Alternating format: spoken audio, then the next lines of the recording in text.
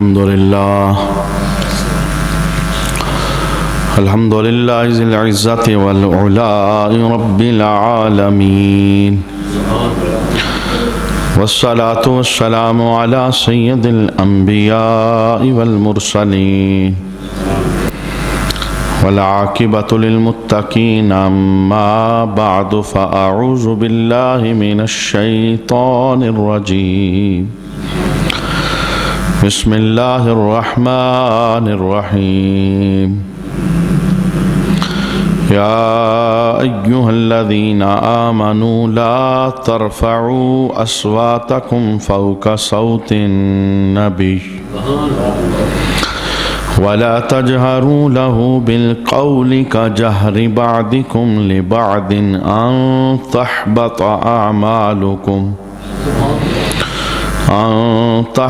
أعمالكم وأنتم لا تشعرون.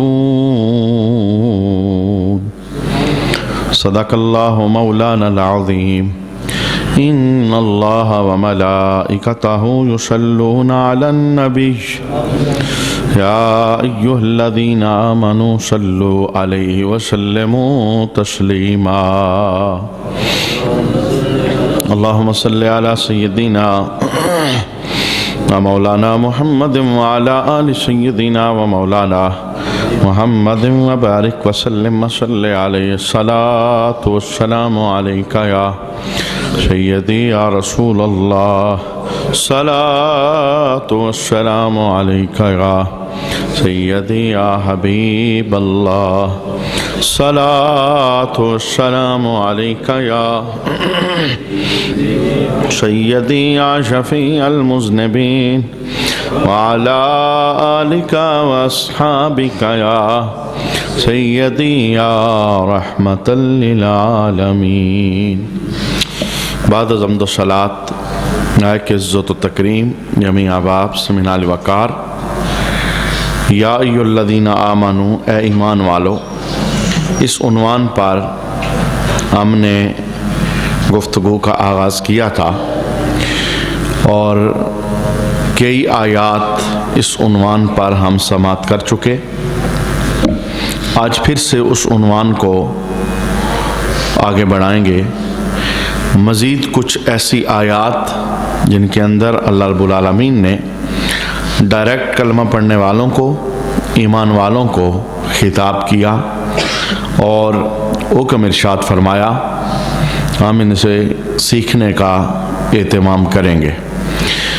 گزشتہ جو آخری ہم نے اس عنوان پر آیت کریمہ سماعت کی تھی، سورۃ الحجرات کی پہلی آیت کریمہ تھی. اس کے اندر نبی کریم علیہ السلام سے اور اللہ سے آگے بڑھنے سے ایمان والوں کو روکا گیا.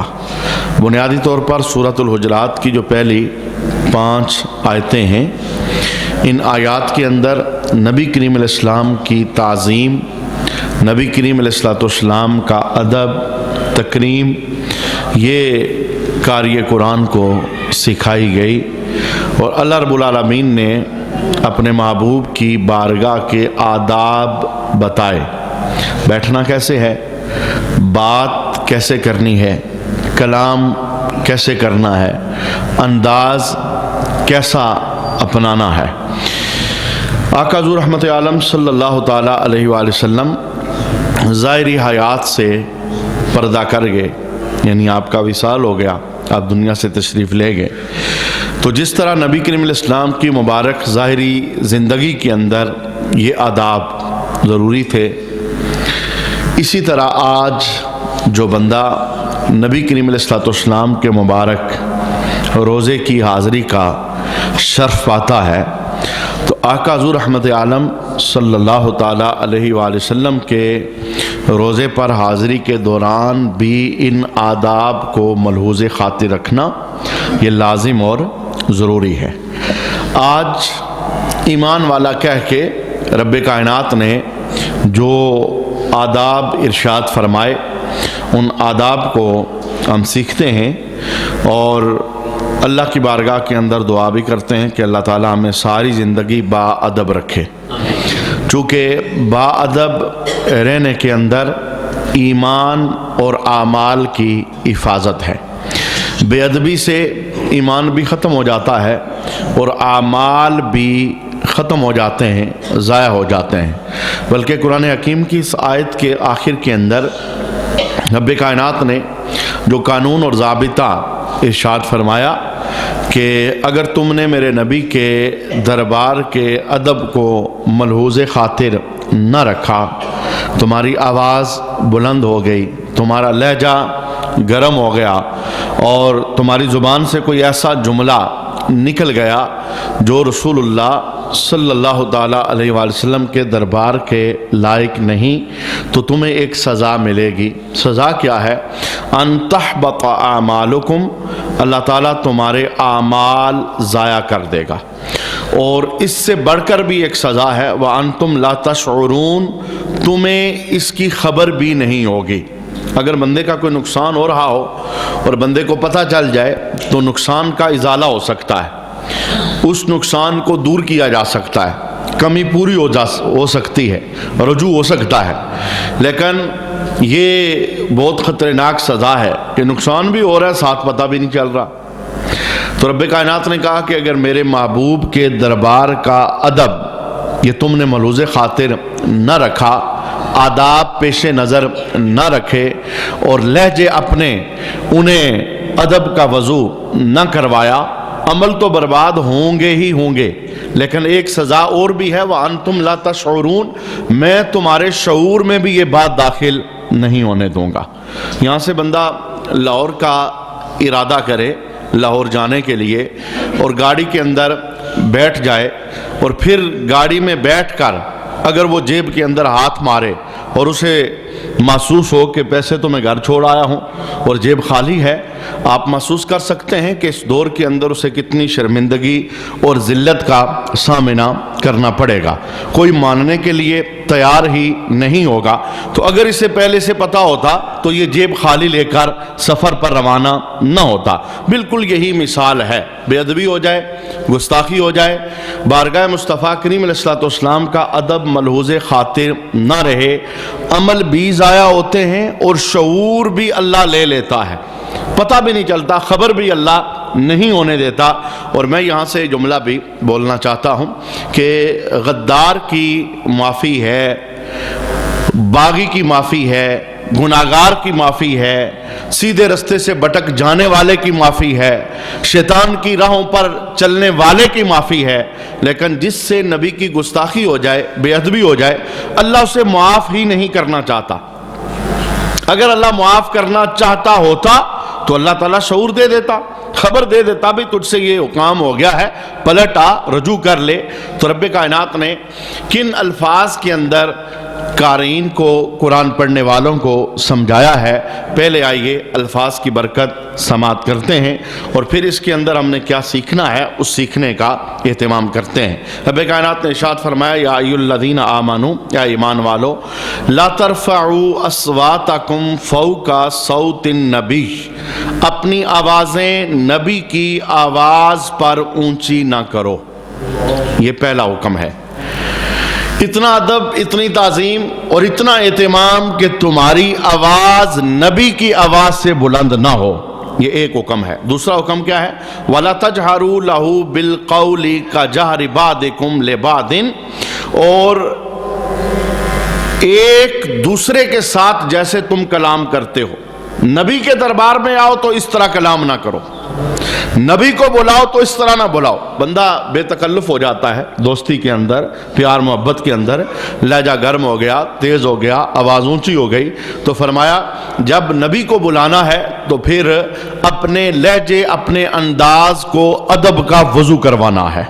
رب کائنات نے ارشاد فرمایا اور ان کے حضور زیادہ بلند آواز سے کوئی بات نہ کہو جیسے ایک دوسرے کے سامنے بلند آواز سے بات کرتے ہو، یعنی تمہارے بلانے کا انداز ان کی بارگاہ کے اندر یوں ہونا چاہیے کہ تم مؤدب ہو، تم باادب ہو۔ اور پھر رب کائنات نے ارشاد فرمایا ان تحبط اعمالکم وانتم لا تشعرون، کہیں تمہارے اعمال برباد نہ ہو جائیں اور تمہیں خبر بھی نہ ہو۔ دو حکم ہمارے سامنے آگے۔ پہلا حکم یہ ہے کہ اپنی آواز نبی کی آواز سے اونچی نہ کرو. اور دوسرا حکم ہمارے سامنے یہ آ گیا کہ نبی کو ویسے نہ بلاؤ جیسے ایک دوسرے کو تم آپس میں بلاتے ہو. نبی کو ندا کرتے ہوئے، نبی کو خطاب کرتے ہوئے، بلاتے ہوئے ویسا لہجہ استعمال نہ کرو جیسے ایک دوسرے کو بلاتے ہو. یہاں تک قرآن پاک کی ایک دوسری آیت کے اندر رب کائنات نے ارشاد فرمایا کہ جس طرح تم ایک دوسرے کا نام لے کر بلاتے ہو تو نبی کو نام لے کر نہ بلاؤ، بلکہ میرے نبی کو جب بھی پکارو القاب کے ساتھ پکارو. یہی وجہ ہے ہمیں حکم دیا گیا کہ ہم نبی کریم علیہ السلام کے دربار کے اندر جب پکار ڈالیں تو یہ نہ کہیں یا محمد، بلکہ ہم یہ کہیں یا رسول اللہ، یا نبی اللہ. یعنی پکارنے کے اندر ان کا نام نہیں لینا، ان کے القاب، ان کے اوصاف. یہی وجہ ہے قرآن پاک نے بارہا مقام پر رسول اللہ کے اوصاف کا تذکرہ کیا ہے. یاسین، یا ایہا المزمل، یا ایہا المدثر. یعنی رب کائنات نے بھی محبوب کریم علیہ السلام کو بلانے کا انداز ہمیں بتایا کہ یوں بلانا ہے، یوں پکار لگانی ہے. اچھا، آقا حضور رحمت عالم صلی اللہ تعالیٰ علیہ وآلہ وسلم کے سینے پر جب اس آیت کا نزول ہوا تو ایک صحابی ہیں، ان سے ایک غلطی ہو گئی. اور غلطی کیا تھی کہ ان کی عادت کے اندر یہ بات شامل تھی. ایک بیماری تھی انہیں. بیماری کیا تھی؟ وہ اونچا سنا کرتے تھے. اور آپ کو پتہ ہے کہ جو بندہ اونچا سنتا ہے اسے اونچا بولنے کی بیماری ہو جاتی. یعنی وہ یہ سمجھتا ہے جیسے میں اونچا سنتا ہوں تو اگلا بھی اونچا سنتا ہے. یوں اس کی طبیعت میں آ جاتا ہے کہ وہ پھر بولنے بھی اونچا لگ جاتا ہے. ایک صحابی ہیں، ان کا نام ہے ثابت بن قیس بن شماس. انہیں یہ عارضہ لائق تھا کہ اللہ کی طرف سے ان کی آزمائش تھی، امتحان تھا. یہ اونچا سنا کرتے تھے تو اونچا سننے کی وجہ سے ان کی عادت بن گئی کہ بولا بھی اونچا کرتے تھے. جب کبھی کسی جگہ پر کوئی کلام کرنا ہوتا تو سب سے بلند ان کی آواز ہوتی اور سب سے اونچی ان کی آواز ہوتی. اچھا، رسول اللہ صلی اللہ علیہ وآلہ وسلم نے جب ان آیات کی تلاوت کی کہ اللہ کہتا ہے اے ایمان والو اپنی آوازوں کو نبی کی آواز سے پست رکھو، کہیں تمہارے اعمال ضائع نہ ہو جائیں اور تمہیں خبر بھی نہ ہو. اچھا، ثابت بن قیس بن شماس انہیں بڑا دکھ ہوا اس بات کا، بڑا غم ہوا. اتنا غم ہوا کہ بند کمرہ کر کے انہوں نے رونا شروع کر دیا. کہنے لگے آج کے بعد میں رسول اللہ کے دربار میں نہیں جاؤں گا. وجہ کیا ہے؟ میری آواز اونچی ہوگی تو میرا ایمان ہی ختم ہو جائے گا. میرا ایمان ختم ہو گیا تو میں جہنمی بن جاؤں گا، دوزخی بن جاؤں گا. آپ نے بند کمرے کے اندر آنسو بہانا شروع کیا اور رونا شروع کیا. اور اتنا روئے کہ آپ کے رونے کی تڑپ رسول اللہ کے دربار تک پہنچ گئے. بزم کے اندر اللہ کے حبیب نے نگاہ ڈالی، پوچھا آئین ثابت بن قیس نظر نہیں آ رہی، کہاں ہے؟ بیمار تو نہیں؟ ان کے پڑوسی جو صحابی تھے سعد بن عبادہ، انہوں نے آگے بڑھ کے عرض کی یا رسول اللہ صلی اللہ علیہ وآلہ وسلم وہ بیمار نہیں ہے، وہ صحت یاب ہیں، بیماری کی تو کوئی خبر مجھے نہیں، لیکن اگر آپ حکم دے تو میں گھر سے پوچھ کے آؤں کہ اتنے دن ہو گئے وہ آپ کی بارگاہ میں نہیں آئے، وجہ کیا ہے؟ تو ثابت بن قیس کے گھر کے اندر حضرت سعد بن عبادہ یہ پوچھنے کے لیے حاضر ہو گئے کہ وجہ کیا ہے، کیوں آپ رسول اللہ کے دربار کے اندر نہیں آ رہے. تو حضرت سعد بن عبادہ کہتے ہیں کہ جب میں نے دروازے پہ دستک دی، دروازہ کھلا تو میں نے کیا دیکھا کہ حضرت ثابت بن قیس اندر رو رہے ہیں. آپ نے پوچھا بھئی آپ کو کیا ہوا، کیوں رو رہے ہو؟ تو انہوں نے اس آیت کا حوالہ دیا.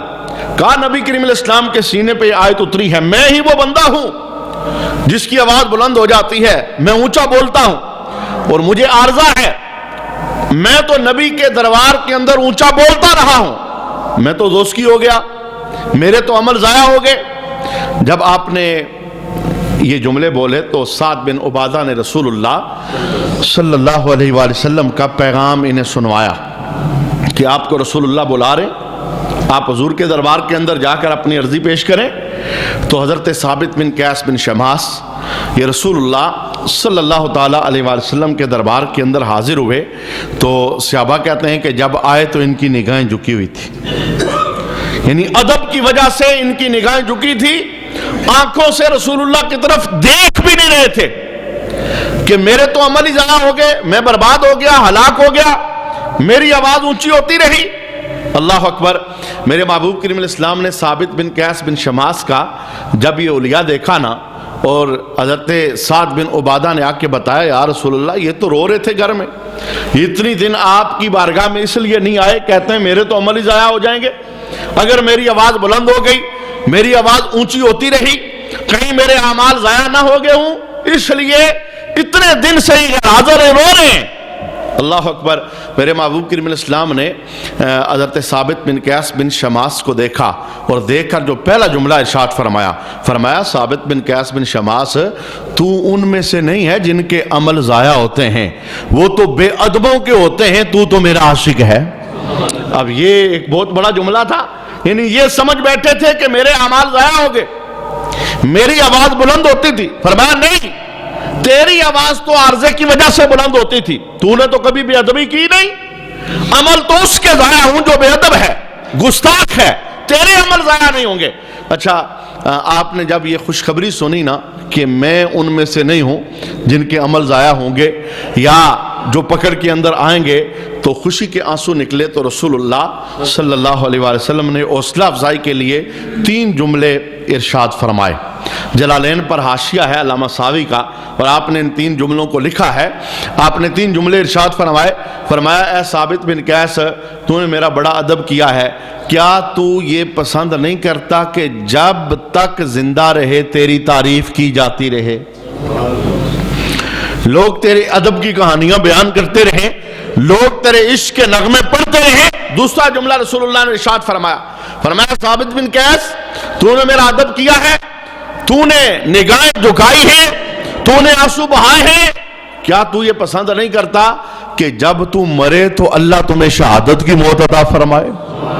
اچھا، ثابت بن قیس کہتے ہیں کہ مجھے میرے محبوب کریم علیہ السلام نے تیسرا جملہ بھی ارشاد فرمایا ثابت بن قیس، تو نے بڑا ادب کیا ہے، کیا تو پسند نہیں کرتا کہ جیسے ہی مرے تو اللہ تجھے جنت عطا فرما دے؟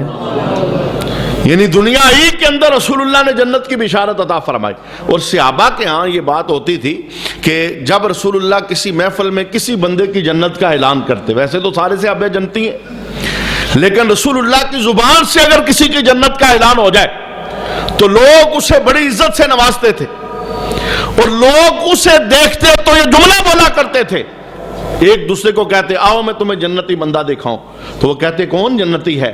تو وہ پھر اس بندے کے چہرے کا دیدار کرواتے جسے جنت کا ٹکٹ مصطفیٰ نے اپنی زبان سے عطا فرمایا ہوتا تھا۔ یہ بہت بڑی سعادت مندی تھی۔ ایک عورت تھی جس کا نام تھا امرا سودا، کالے رنگ کی عورت، اسے مرگی کا دورہ پڑتا تھا، اور آپ کو پتا ہے جو مرگی کا مریض ہوتا ہے اس کے اپنے کنٹرول اور قابو کے اندر کوئی چیز نہیں ہوتی، جب وہ گرتا ہے تو جہاں گرتا ہے جب تک وہ کیفیت ہے پھر وہ اسی کیفیت میں رہتا ہے۔ تو یہ عورت رسول اللہ کے دربار میں حاضر ہوگی، عرض کرتی ہے یا رسول اللہ صلی اللہ علیہ وآلہ وسلم دعا فرمائے یہ میری بیماری ختم ہو جائے، میں بعض اوقات مردوں کے جرمٹ میں گر جاتی ہوں تو میرا پردہ خراب ہو جاتا ہے، اس بیماری کی وجہ سے مجھے بڑی تکلیف ہے۔ اللہ کے حبیب نے امرا سودا کو ایک تجارت کا کہا کہ میرے ساتھ اگر سودا کرنا چاہو تو سودا کر لو۔ پوچھنے لگی یا رسول اللہ تجارت کیا ہے، سودا کیا ہے؟ اللہ کے حبیب ارشاد فرمانے لگے اگر تو اس مرغی کی بیماری پر صبر کرے تو میں محمد تجھے جنت دے رہا ہوں۔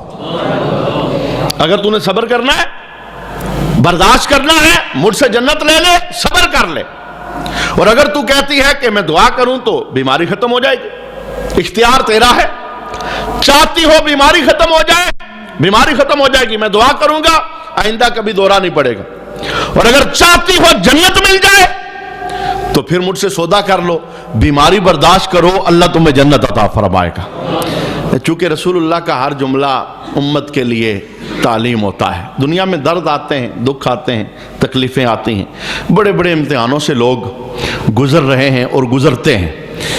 امتحانوں سے کبھی ہارنا نہیں چاہیے، اور امتحانوں پر کبھی بندے کو دل تھوڑا نہیں کرنا چاہیے، اور کبھی یہ سوچ ذہن میں نہیں لانی چاہیے کہ میں نے کلمہ پڑھایا تو میرے ساتھ ایسا ہو رہا ہے۔ نہ امتحان تو بندے کو اونچا کرنے کے لیے اللہ عطا فرماتا ہے۔ ان امتحانوں پر ثابت قدم رہیں، صابر رہیں، پھر اس کی جزائیں دیکھیں اللہ رب العالمین ان کی جزائیں کیسے عطا فرمائے گا۔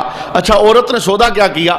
اس نے کہا یا رسول اللہ ٹھیک ہے مجھے تجارت منظور ہے، بیماری رہے میں بیماری ختم نہیں کرواتی، دورہ پڑتا رہے جب تک میں زندہ ہوں، یہ بیماری میرے ساتھ رہے، یا رسول اللہ آپ میری جنت پکی کر دیں۔ اب صحابہ کہتے ہیں جس مجمع کے اندر اس عورت کی جنت کا اعلان ہوا نا، تو بعد میں صحابہ ایک دوسرے کو جملہ بولتے تھے، اوے اگر کسی بندے نے جنتی عورت کا نظارہ کرنا ہے تو امرا سودا کو دیکھ لے۔ تو ان سے پوچھا جاتا تمہیں کیا پتا ہے جنتی ہے؟ تو صحابہ کہتے جس بزم کے اندر اس عورت کو جنت کا ٹکٹ مل رہا تھا ہم اس بزم کے چشمدید گواہ ہیں۔ یعنی ویسے تو سارے جنتی تھے، لیکن جس کی جنت کا اعلان رسول اللہ زبان سے کر دیتے اس کی جنت پکی ہو جاتی، اور وہ صحابہ کے درمیان بڑی عزت والا ہو جاتا، بڑا اس کا پروٹوکول ہوتا۔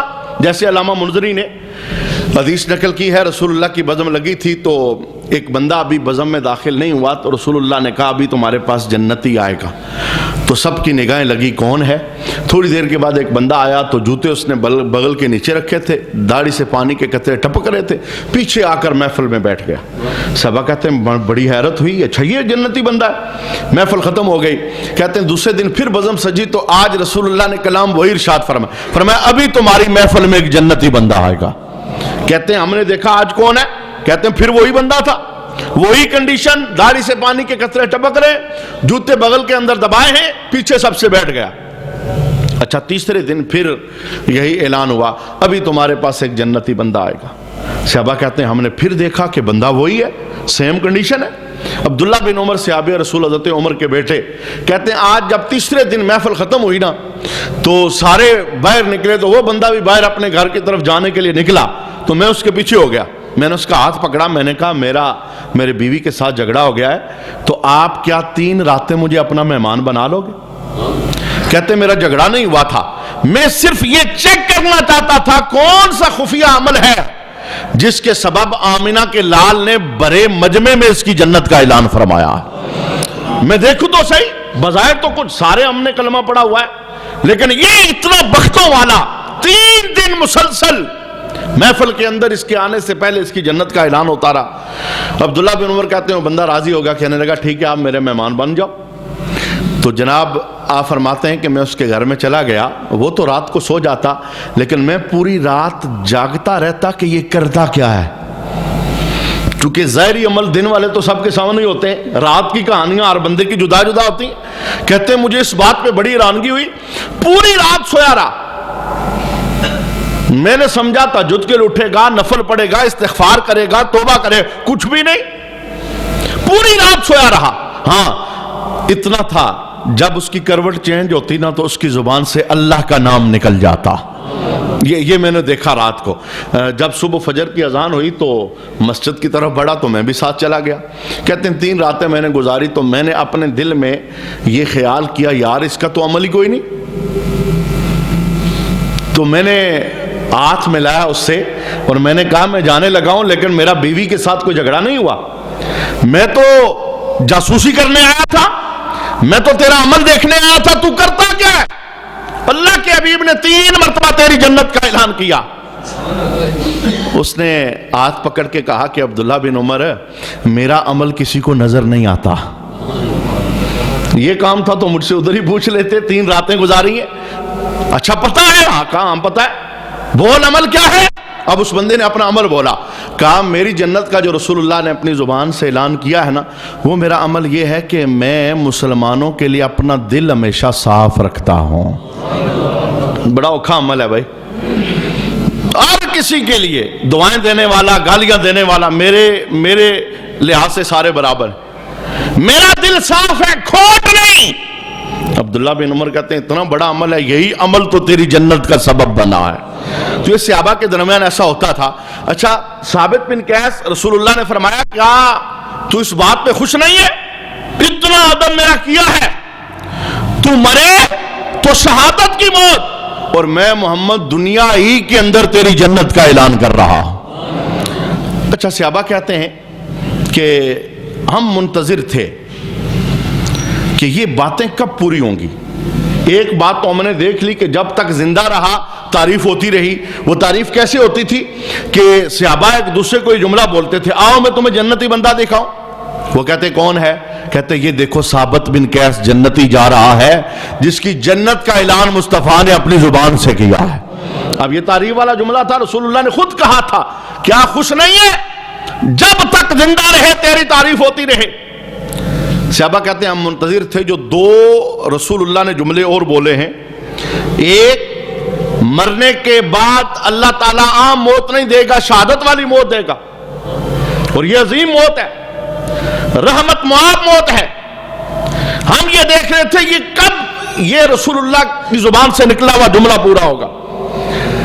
تو کہتے ہیں رسول اللہ جب تک ظاہری زندگی کے اندر حیات رہے تو ثابت بن قیس زندہ رہے, کوئی ایسا موقع نہیں بنا, وہ شہید ہوئے. آقا حضور نے دنیا سے پردہ کیا تو امیر المومنین حضرت ابوبکر صدیق رضی اللہ تعالی عنہ کا دور خلافت آیا.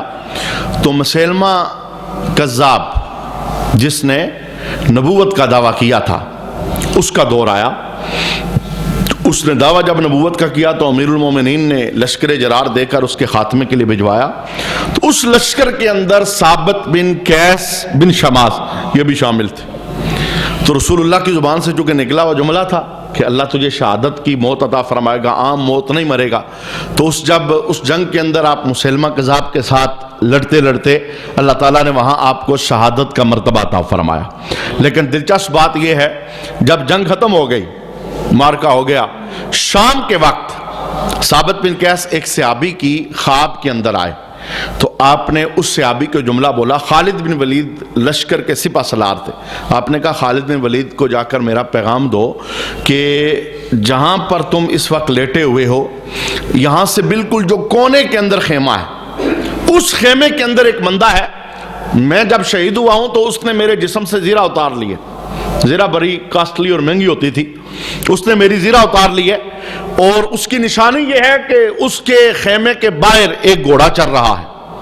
اور دوسری نشانی یہ ہے جب تم خیمے کے اندر جاؤ گے تو اس نے انڈیا کے اندر زیرہ کو چھپا کے رکھا ہے. ایک بڑی سی انڈیا ہے اس کے اندر اس نے میری زیرہ کو چھپا کے رکھا ہے. آپ اس سے زیرہ لو اور میری زیرہ ابوبکر صدیق رضی اللہ تعالی عنہ امیر المومنین انہیں دینا. فلاں فلاں بندے کا مجھ پر قرضہ ہے, میری زیرہ بیچ کر میرا وہ قرضہ اتارا جائے.